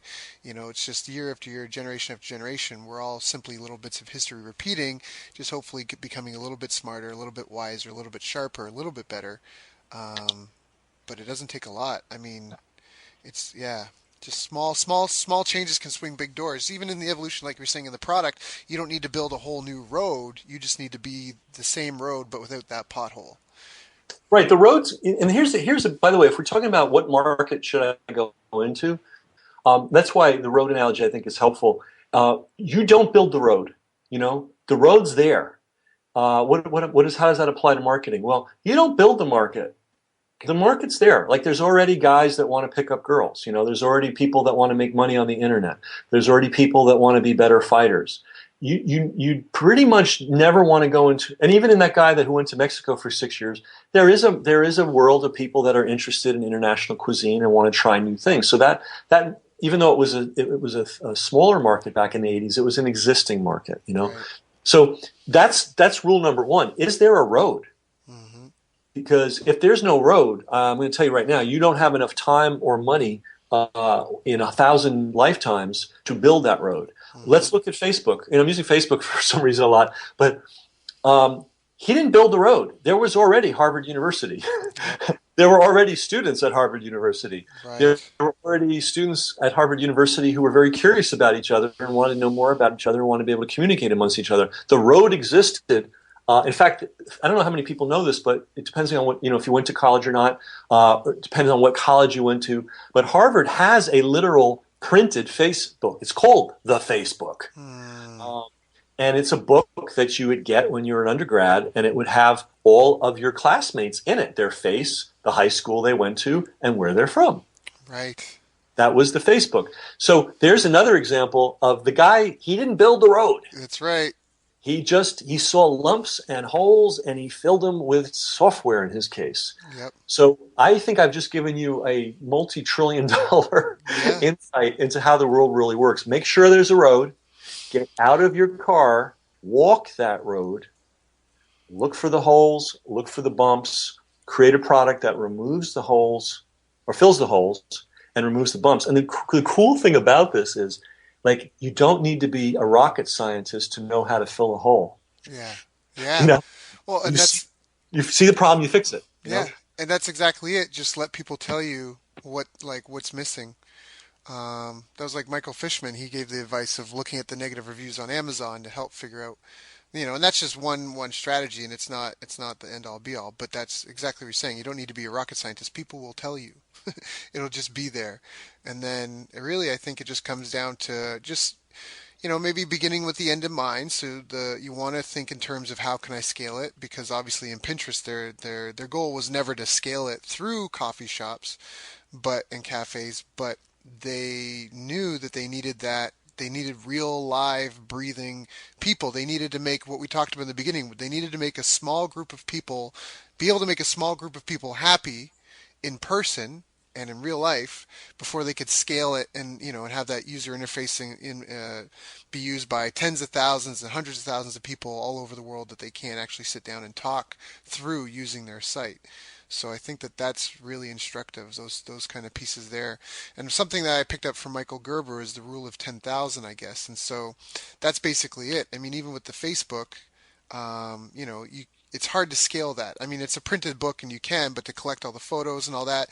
So that's where I guess what Zuckerberg, what his contribution was trying to find a way to make it easier to do and scalable. And so just keeping that piece in mind. I guess it's it's an art and science, because you need to have the small group intimate interaction to make sure you're getting it right. But then you also want to make sure that you're laying a foundation that can really grow and scale. And then you also need to have the actual problem, the hole in the market that you're solving. And that has to have the ability to scale as well. Because if you find a hole in the road, but there's only 10 people, like you say, you've got, I don't know, tennis players for whatever reason. I forget what your example was, but the left-handed lesbian. It's from Lithuania. Yeah, from wherever. But if there's only 10 people, then you can't scale that. Then there's no scale to that, right? So even if you're ready and you can handle 10,000 of them, if there aren't 10,000 of them, again, you use the analogy. If you're trying to swim in a pool with no water, I mean, you're just going to end up getting hurt. So I think it's this art and dance of those kind of components of understanding the market, of having real people that you're serving, and then also understanding that eventually you do want to roll and scale this out. And so keeping that in mind. So however you are serving that small group of people, making sure that it can translate into a way, shape, or form you are able to scale it to serve tens of thousands and hundreds of thousands of customers. And this is to answer your original question. This is where you start with these considerations, and the technical things you pick up as you go along. The idea that, if I accumulate tons and tons of technical know-how, a business will flow from that. Not at all. You can be the most. I mean, I know people like this. They know more about internet marketing than I do. They know more about specific techniques than I do. Right. But they don't have a business. Right. Well, it's because tomorrow something could roll in, and now that business is made redundant. Well, also they never reached out into a marketplace and served a marketplace. They know they're like a what is it? A consultant is like a guy who's knows 100 lovemaking positions but can't get a date Saturday night. It's like that's great that you know all this stuff, but come on, you gotta go out and do some stuff eventually, Right. So and be encouraged. Everybody should be encouraged that everybody that has a successful business started out as a complete dimwit. I did. I didn't have a clue what I was doing when I first got started. Zuckerberg, I just heard this story, it cracked me up. He incorporated his company originally in Florida. That's and I don't know if you know anything about incorporation. That's like the dumbest possible state State to incorporate your to incorporate company in. a business in, unless you have to. If you're a local Florida business, you kind of have to. But he didn't have to, and I don't even know why he did it. It was the most boneheaded, amateurish, idiotic mistake you could possibly make. He made another mistake that cost him billions of dollars. He had a partner. He had some partners, and some of them stuck with him. But he gave his partners shares without having any uh, quid pro quo. In other words, he didn't say you have to stay with me for 4 years for these shares to kick in. Oh, So there's a dude living in Singapore now with about $10 billion in the bank who worked about 2 years on Facebook and just skedaddled. Now that is something that he could have avoided. yeah, And now you talk about mistakes. I yep. mean, that's a $10 billion mistake. Mistake, yep. And you know what? So if you think, oh, I've got to be as smart as Mark Zuckerberg, well, no, you have to be as tenacious Yeah, as Mark Zuckerberg. yep. None of us have to be smart. We have to be tenacious, and we have to be constantly in motion. And I'm not saying be a shark, because shark has sort of negative connotations. But one of the things that sharks do very well is they keep moving. Sharks don't lay at the bottom of the ocean and wait for prey to come. Right. They're moving all the time. They're always in motion. And so that's one thing to emulate. That's Yeah. a So really, really, really good one. Yeah. No, I think that's right. And it just keep applying so many, like, keep moving, keep applying solutions, keep progressing. Because it's just like with your Mark Zuckerberg example, you can't know, like, you're inevitably going to make mistakes. You hope, and that's part of why you educate yourself and you surround yourself with people smarter than you, so you can try to avoid those mistakes. But ultimately, you just have to accept the fact that mistakes will be made, but your only alternative is to do nothing, and that is death. I mean, that's the antithesis of growth. So you have to keep moving forward, and just like we talked about here, but try and start small. And I think this kind of goes back to a copywriting tenet, but that's where Claude Hopkins, let the thousands tell you what the millions will do. Let the small group of customers tell you how the large group of customers will react. So instead of trying to scale so big so fast and being really focused on quote unquote sucking money out of a marketplace, you focus first on getting customers, really serving them, and then growing with what works. exactly, exactly. And I think we actually covered some pretty deep things in this call, Oh yeah. and I recommend that people maybe loop this thing and just listen to it over and over. And Yeah. honestly, I want to, I'm not just saying that. I think it's important.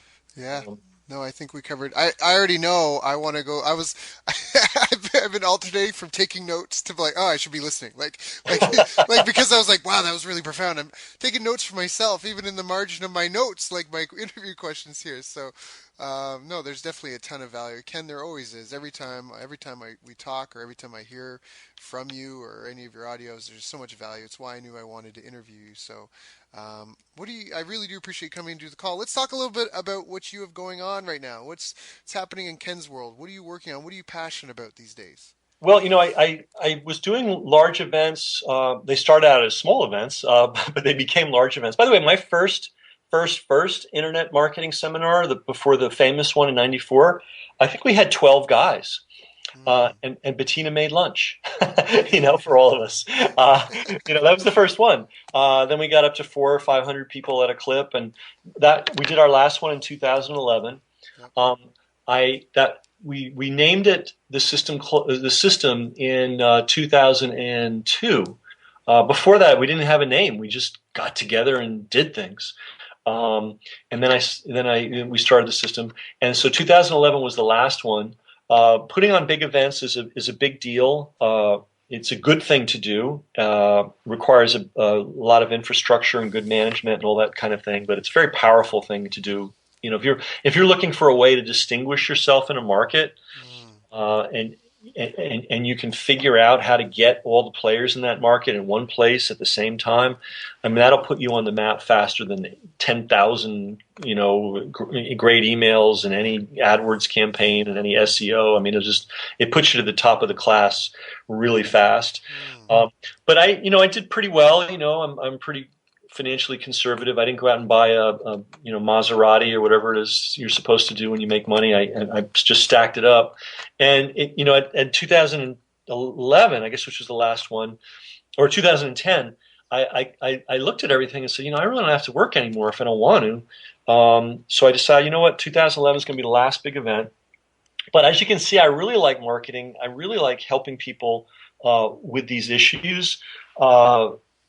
And so I still have my System Club, and the System Club used to be just graduates of the System Seminar. Mm-hmm. And it was kind of a secret club. I didn't advertise it.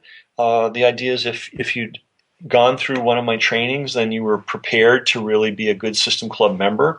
And I want good members. I just don't want numbers. I want smart people in the club, or educated people, or people who have their heads screwed on right. You may not know much, but if your head's screwed on right, I'd rather have you than a smart guy who's got his head screwed on wrong.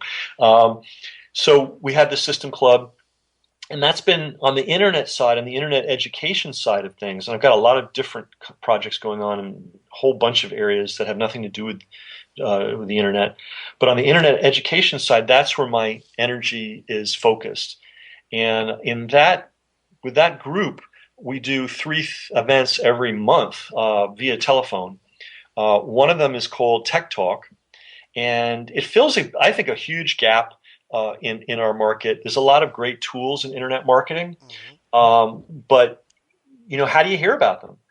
Some of the very, very, very best tools don't advertise. How they manage to grow, it really is kind of a mystery to me. But there's a great model of make the tool free, give it away, and then have upgrades for people that need greater volume or greater features or whatever. And that model seems to work pretty well. We also, then we have the other model of somebody takes a so-so tool and then gets 1 million people to promote it, and everybody spends, $10,000 on it. I mean, I don't like that model at all. I don't see how that serves internet marketers. So Tech Talk is an antidote to that. Tech Talk, we go over all the great internet marketing tools that are truly great, some of which are free, some of which cost or cost very little. So that's Tech Talk. That's every month. We review a different class of tools. The other thing we do is called Second Saturday, and that's where I take existing businesses, which we really haven't addressed. What's the challenge of an existing business? But I work with existing businesses or people that have a business idea and want to evaluate it with me. And I take one member, and we just spend an hour or more on their stuff and figure out how to make it better. And I won't be falsely modest here. Those are amazing sessions, and they're high. There's like a high wire act. I have to produce. They're showing me their stuff for the first time, and in that hour, I have to come up with ways to radically improve and transform what they're doing. And so far, I would put those calls up against anything out there. I mean, they're really interesting calls, and they're tricky to do because every business is different. Everybody has their own set of capacities and skills and talents and resources, and everybody's in their own unique market. And I have to, figure out, okay, how do we take all these things and make them work for this person? Yep. And anybody who's a member of the club is eligible to be a Second Saturday client. And you get, just an hour or more of my very best thinking, and everybody gets to listen to the calls. And if you're smart, you really want to hear about the challenges that other businesses are facing and how they solve them, how they address them, because you can often learn a great deal from that. Then the third thing we do every month is we have what I call a master class, where I go out, and you were a masterclass guest, where I go out and find, really accomplished people, either in internet marketing, or it could just be marketing in general, or it could be business in general. For example, 9 years ago, I had the, I'm trying to draw a blank on his name, the 80-20 guy. Richard Koch, yep. Koch. So, 9 years ago, I had that guy as a guest when that book first came out. So if people had been listening, they would have had the benefit of the 80-20 stuff that Perry is teaching today. Yep. They would have had it 9 years ago. Yep. So we reach beyond and this is the theme of even our call today. I don't just stick in the narrow internet marketing ghetto, and just focus only on like three guys. Yep.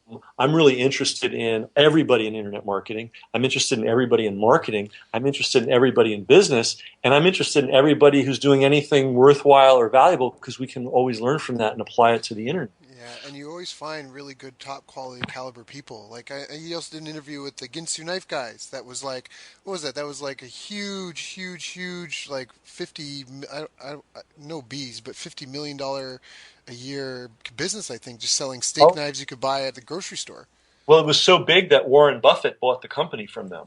Yeah, No, it was a big deal. I believe they sold $1 billion worth of those knives. that's so crazy. Yeah. Yeah. So And how you find and connect with these people, I have no idea. But those masterclass calls are awesome. well, you know what I do? I read widely, like we talked about at the beginning of this call. When I see somebody interesting, I say, hey, look, I've got this show. I'd love to have you on it. Would you believe I'm the only guy that ever interviewed the Ginsu knife guys about their business? What? Oh, no, That's one other institution did that. Harvard Business School. which is so crazy because it's like yeah. I'm glad this is an important point. There was a time when you could have walked into Mark Zuckerberg's house in Palo Alto and been an early shareholder or employee. Yep. There's a guy named Peter Thiel that did that in 2005. He put up 100 grand for 10% of Facebook. Wow. Why was he? And he may say, "Well, I don't have 100 grand," but get the principle. He put up 100 grand, and it paid him $10 billion. Yep. I'll do that. I'll do that all day. all day, every day. Yeah. But let me say something. There was no guard at the door saying, "You can't come in and give me $100,000." Yep. Obviously, there wasn't, because He did. Zuckerberg was very happy to get that $100,000 back then, and he wasn't hiding. He wasn't an obscure, unknown character. He'd already built this big college, university. It was successful on the college level. It was very well known. All the college kids knew about it. Yep. So and then the guy that created Napster, who is now behind Spotify. Oh, and also, by the way, was a Facebook founder and also cashed out with about a billion.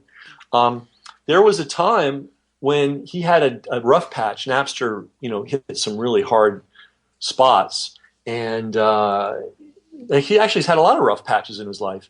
And there have been times when you could have just knocked on his door and been a friend, and gotten his ear and added him to your network. Even after he was world famous because of Napster, because then Napster crashed and burned, and it really affected him very negatively. So this idea that networking is hard and oh my God, the effort, well, I don't know. Is it really hard, or are you lazy? Yeah, but it's like, or is your vision short? I always say that when people say things are hard, I'm like, compared to what? Like, really? Like, it's life. Like, that's that's a pet peeve of mine. I sometimes don't show up when people complain, yeah, but it's difficult, it's hard. I mean, we all struggle, we all procrastinate, we all are dilatory. But it's like, compared to what? Like living life is hard. You have to, it's survival. Like, what are you going to compare it to? Non-life, non-existence. So it's just a matter of just making a decision and a commitment that, all right, this is what I'm going to do. And it's just like you said, a lot of these people, you might think that they're inapproachable, but it sounds like a lot of these people, they're not behind steel bars, they're not behind a giant wall. There's just this indifference of people that just couldn't care to ask. Yeah, I mean, it's too late to knock on Mark Zuckerberg's door. I mean, now there is an iron bar, Right. but there were years where you could have just been part of that. Yep. Yeah, I mean, I think that's why we see very often that immigrants come to North America, whether it's to Canada or to the United States, and some of them are incredibly industrious. They build successful businesses at a higher rate than native-born people. Yep. And why is that? Well, think about it. You're in India or Pakistan or Russia or Bulgaria or wherever the heck you are. You leave your country. Yep. You leave all your friends. You leave all your support networks. Yep. You leave your native language. You're kind of like a Viking who's burned his boat on the shore. The Vikings used to do that. They would land, and to make sure that they didn't retreat, the captains would burn the boats on the beach. Yep. So the guys would have to win, win or die, Yep. and so they're in that position. They know how hard life is. They know the consequences to go back to Bulgaria. Yep. I think there's a funny saying, and I heard this out in Silicon Valley. It's hard to wake up at 5 a.m. when you go to sleep in silk pajamas. Yes. Yeah. That's right. That's right.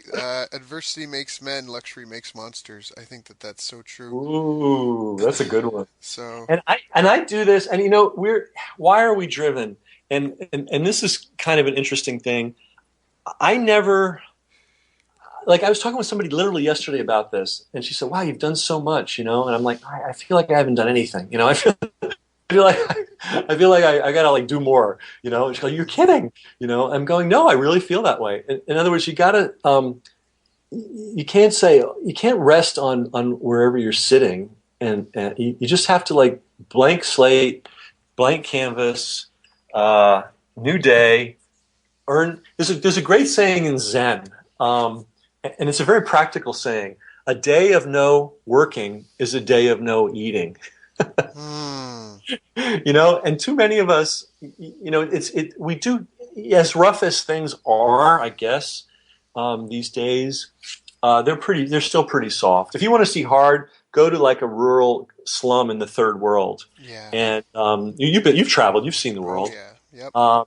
I would actually, you know what? You want to light a fire under your ass, everybody? Go to a third world country and see what it's like when you don't have it together. Yep. And see how far a dollar will take you when you earn one, and see how easy it is for us to do business in this country with this beautiful infrastructure and this huge marketplace of relatively affluent people. I mean, we're shooting fish in a barrel. I mean, compared to the rest of the world. Yep. Yep. No, we have it so good, and there's so much wealth. Even I could go on for days here. I mean, people that are wealthy in America, they're part of the top echelon in the world, and it doesn't even take that much to get there. So, but I think it does come down to even just the mindset part. So it's almost because it's so easy, some people get lazy, and they just want it all in that in the pill essentially. Where's that get rich pill? And boy, if you could sell one, everyone would buy it. But something that's really important when I started even getting involved in the internet in '93 and '94, I already had a business. It was a pretty good business. It was not bad. Mm-hmm. And so the way I worked was I would spend about 8 hours a day on that business. I'd have dinner, and then I'd work another 8 hours on my internet stuff. And I did that for at least a year and a half before the internet stuff started to get enough traction that I could sort of start fading down the other, involvement with the other business.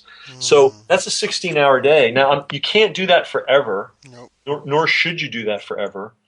But that's the second phase. We talked about wandering in the wilderness. The second phase is when you get your direction and you know the market and you know what you're trying to accomplish, then you cease to be a normal human being. Yep. Corey Rudel, great Canadian, great internet marketer. He had his desk at the end of his bed, so he literally would wake up in his pajamas, walk to his desk, and get to work. Yep. In the early years, obviously, that's not something that you can sustain. But this is an important thing: the idea that you can get there without a period of just complete hair on fire, around the clock, not hanging out with the buddies, not watching TV. Just this is it. This is what you're doing. You're eating, drinking, breathing, and working. Yep. That is kind of a necessary rite of passage that you kind of need to get the critical mass to have a business that you can actually live on. And even if you're doing all the right things, you have the same thing as well. Like it's not that you're doing something wrong if you get put in that case. Even if you have all the automation, all the tools, I mean, if you're really committed to it, you're going to be like that regardless, because even with all the automation and the scalability and it's all digital delivery or whatever your business is, there's still going to be problems. You're still going to be wanting to fan the flames, and when it's on, and you you need to just eat more, sleep less, and just get the work done and grow this thing while you can. Yeah, because the winds blow and winds die down, and if you're lucky enough to catch a wind, wow, stay up all night and keep the sales up. And think about, I mean, not the selling sales, but the sales of the ship. Think about the Silicon Valley guys. They've got all the technical prowess in the universe. I mean, they'll have, like, on-site staffs of coders. Yep. They're working like that Yep. in the critical mass stage, in phase two. Phase one is figuring out what the heck you want to do. Phase two is you found what you want to do. You're getting a good feedback from the market. You see what to build and what to market. Now is when you go nuts. Yep. And how long do you do that? You do that until there's enough money coming in that you can start hiring people to take over pieces of it. Mm. Because well, the ultimate goal, and Daryl, you're really good at this, is you've got the people in India doing development. You've got the assistant in Pakistan managing your meetings and all that kind of thing. Now, that's something that you can't do on day one of your business. Right. You need revenue coming in to do that. Right. But that's the third stage, which is getting people to do not to diminish anybody's efforts, but it's grunt work. It's work that any one of thousands of people on the planet can do. Right. So that you're free to think and to continue to research and to continue to network and to continue to draw in new ideas and reform them into things that you can use to take the business further. Yep. Which is what we really get paid for. We get paid for thinking. I know it scares people, but we get paid for thinking and executing. Yep. Yep. Not for coding, not for transcribing interviews, not for setting up autoresponders, or Facebook campaigns. That is a commodity you can hire. But what you can't hire is the drive and the kind of mind that's always absorbing new information and transforming it into action. Right. Right. Right. So well said, Ken. Thank you. That's awesome. Well, this has been quite the interview. We've covered so much. It's been nonstop, just all this meat. Ken, I want to appreciate you for your time today. If people want to reach out and get in touch with you, they can go to thesystemclub.com. Is there any other way they can reach you that you'd like to mention as well? It's the most efficient way. I kind of, like, this is how I met you. Yep. And because there's everybody, you're at different positions in your career at different points. So when you're starting, you have a lot of time, more time, let's say, or the ratio of people that want to talk to you versus the number of people you can talk to is kind of manageable when you're getting started. Right. In fact, it might even be negative. You might wish there were more people that wanted. But now I'm in a phase where if I open the floodgates, I'd have 10,000 people emailing me. Yep. So. I'll be frank, the System Club is kind of a filter between who's taking this seriously and who's not. Yep. If you're a club member, I'll do anything for you, that I can, Yep. But if you're not a club member, it's like, gee, if you're not serious enough to be a club member, then Yeah. what is this? It's not that much money either. I owe so much of my training education to the System Club, so that's definitely why I wanted to have you on here, and I fully endorse it by all means. I mean, there's just so much value and content there, just in people to connect with, years and years and years of training and education and stuff that, the article might be, or the recording might be 3 years old, 5 years old, but no one's still doing it today. I mean, when I was with my martial arts school, I was dominating my local industry with stuff that was like 2, 3 years old in your archive. I mean, it's so worth it. Yeah. So, okay. All right. Well, let's do that. So if anyone wants to connect with you, they can reach out to you at thesystemclub.com. Ken, thank you so much for coming on this call today. I so appreciate your time. And yeah, we'll stay tuned and we'll stay in touch. Great. Thanks a lot. You can't have a good interview without a great interviewer. Thank you, Ken. You've reached the end of our interview. Now, first, let me thank you for listening. I appreciate and respect you more than you'll ever know. And now I'd like to ask you a couple of questions. First, what 3 lessons did you just learn? What 3 aha moments just jumped out at you? Second, what can you implement for yourself and your business in the next 24 hours? Third, what can you give to someone else to help you with, or give to them to just do it for you? Whatever it is, remember taking action is the secret sauce to results. Now, if you think this interview would be helpful for a friend, please give them a link to it. It'll help them and it'll help me too. I'd also like to invite you to help me find out more about the challenges you're facing, your dreams, your goals, and how I can help you overcome what's holding you back. We both do better when we know better, and your success is my success. So please reach out and interact. You can visit our website, bestbusinesscoach.ca for Canada or California, where I'm from and where I'm living. You're welcome to also try out one of our paid programs. You can find us on YouTube, Facebook, and pretty much every other social media channel you can think of. You should also subscribe to the podcast, and if you're enjoying them, please leave us a nice review. It really helps. That's all for now. Once again, thank you. Take care of yourself, and remember, the world needs the best business you can build. And I believe in you.